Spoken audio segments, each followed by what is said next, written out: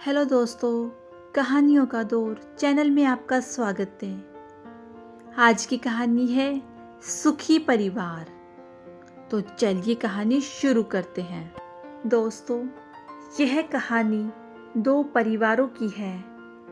दो अलग अलग परिवार जिनमें सदस्य तो एक बराबर थे, लेकिन एक में हमेशा झगड़ा होता रहता था, वहीं दूसरे में लोग बेहद शांति और सुख से रहते थे। यह दोनों परिवार एक दूसरे के पड़ोसी भी थे। झगड़ालू परिवार की पत्नी हमेशा इस बात से अचंभित रहती थी कि जहां उनके घर में हर दिन कोई न कोई झगड़ा हो जाता है, और दूसरी तरफ उनका पड़ोसी परिवार है जो कभी नहीं झगड़ते। एक दिन उसने अपने पति को पड़ोसियों पर नज़र रखने के लिए कहा और यह पता करने के लिए कहा कि जरा देखो तो इनके इतने शांत और मिलजुल कर रहने का राज क्या है।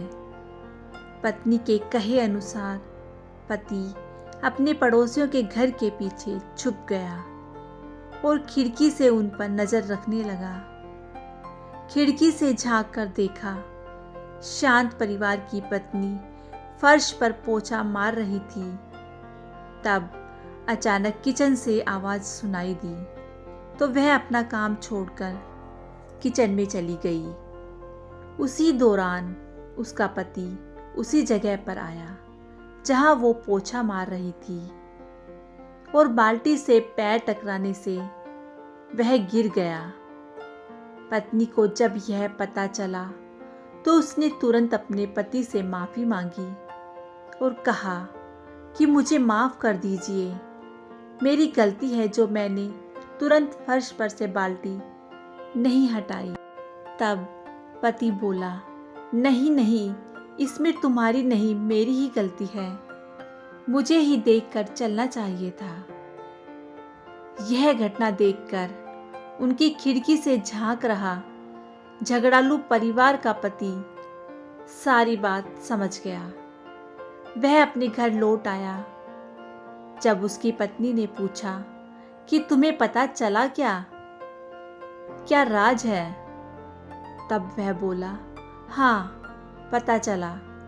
हमारे और उनके परिवार में सिर्फ इतनी सी बात का फर्क है। जहां हम लोग हर छोटी मोटी गलती के लिए एक दूसरे को जिम्मेदार ठहराते हैं और झगड़ते हैं, उनके परिवार वाले हर गलती की जिम्मेदारी खुद लेते हैं और माफ़ी मांगने और उस गलती को सुधारने के लिए हमेशा तैयार रहते हैं। परिवार हो या कोई भी रिश्ता तभी अच्छे से चलता है जब अभिमान को दूर रखा जाए। हमेशा मैं ही सही हूँ और मैं कोई गलती नहीं कर सकता, इस व्यवहार के साथ कोई भी परिवार या रिश्ता ज़्यादा चल नहीं सकता। दोस्तों, इस कहानी से हमें यही सीखने के लिए मिलता है कि हमें हर गलती के लिए दूसरे को जिम्मेदार नहीं समझना चाहिए। अपनी अपनी गलती मानने पर ही एक परिवार सुखी परिवार में बदल सकता है। तो दोस्तों, कैसी लगी आपको ये कहानी? मुझे कमेंट करके ज़रूर बताइएगा। यदि कहानी अच्छी लगी हो तो कहानी को लाइक और शेयर ज़रूर कीजिएगा, और मेरे चैनल को सब्सक्राइब करना बिल्कुल ना भूलिएगा। कहानी सुनने के लिए बहुत बहुत धन्यवाद।